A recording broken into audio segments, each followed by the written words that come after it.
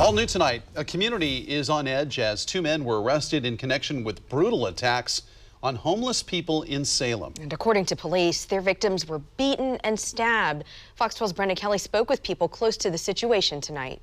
We're just steps from where police say the attacks happened. And just down this trail, note here, the no trespassing sign is a homeless camp community where people there told us it isn't the first time someone's gotten hurt. I usually do 10 to 12 miles a day.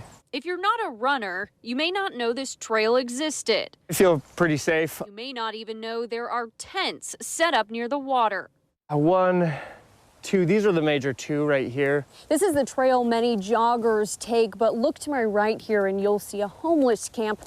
People living here have called the sober camp. Been yelled at, and that was like 1 or 2 times, but most of the time when I'm running through, they're pretty polite. It's my house. I got my girl's clothes, my dog. Zach Kroll is one of those people. He was polite to us, saying he and his wife and dog Flex have been living here a month. We don't have a house.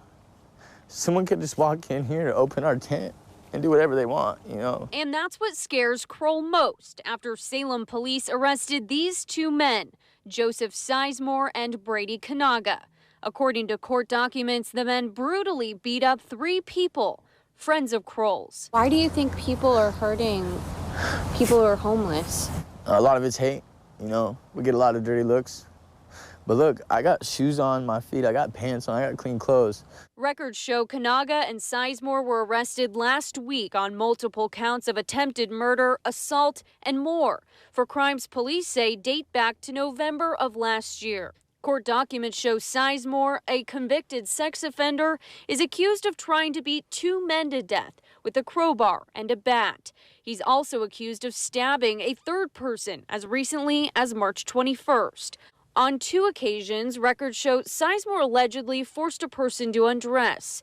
Documents show Kanaga, who had an active warrant out for his arrest, joined Sizemore in more than one attack. One of the homeless victims, according to documents, ended up with brain trauma and needed surgery. Kroll tells us he not only knows the victims, he knows the suspects, Kanaga and Sizemore too. The guys that got locked up, they weren't bad people. Kroll says it's not unusual for attacks like this to happen. Most of the time, he says someone is defending their home or their family and friends.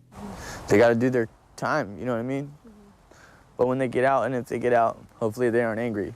Both suspects have plea hearings set for next week here in Marion County. Reporting in Salem, Brenda Kelly, Fox 12 Oregon.